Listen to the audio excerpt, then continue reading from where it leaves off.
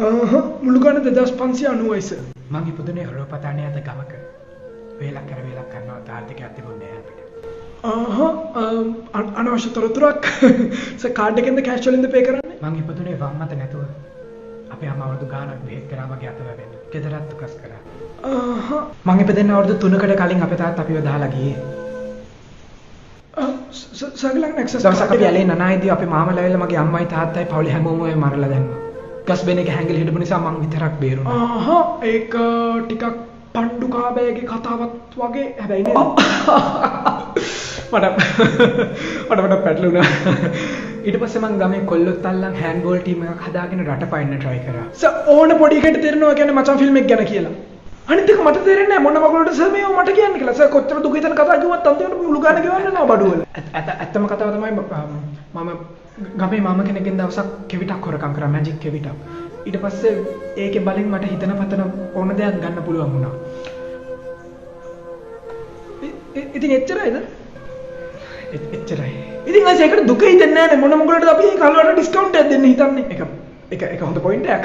ඉතින් මේ sir film එකේ මුසල දුක හිතන කැලේ කීයක් කිව්වත් අපි ඩිස්කවුන්ට් දෙන්නේ නැහැ.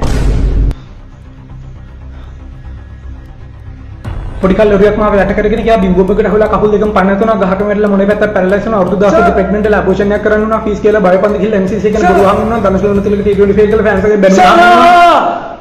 චතමස මොන මගල කොහොමද මෙතන නිකම් බඩු විකුණන්නේ මෙතන දැන් ඩිස්කවුන්ට් දෙන්නේ ඩිස්කවුන්ට් දෙන්නේ තාවා දස කට්ටියට විතරයි.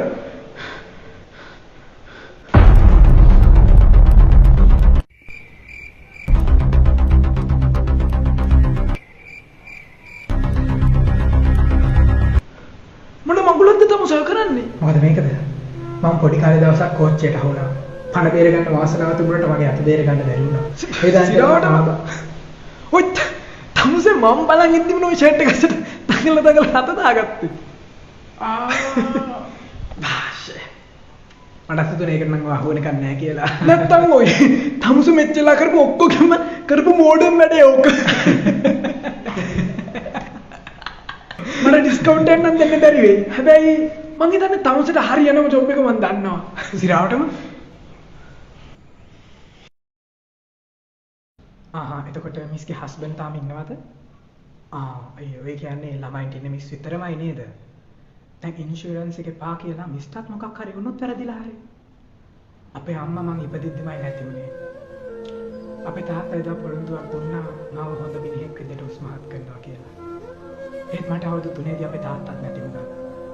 තාත්තා පොරොන්දු දෙදී ඉන්න වෙලාවේ අපේ කම්පැනි එකේ ඉන්ෂුරන්ස් එකක් යනවා. සෑම වසරකම මිනිසුන් 208 දෙනෙක් තමන්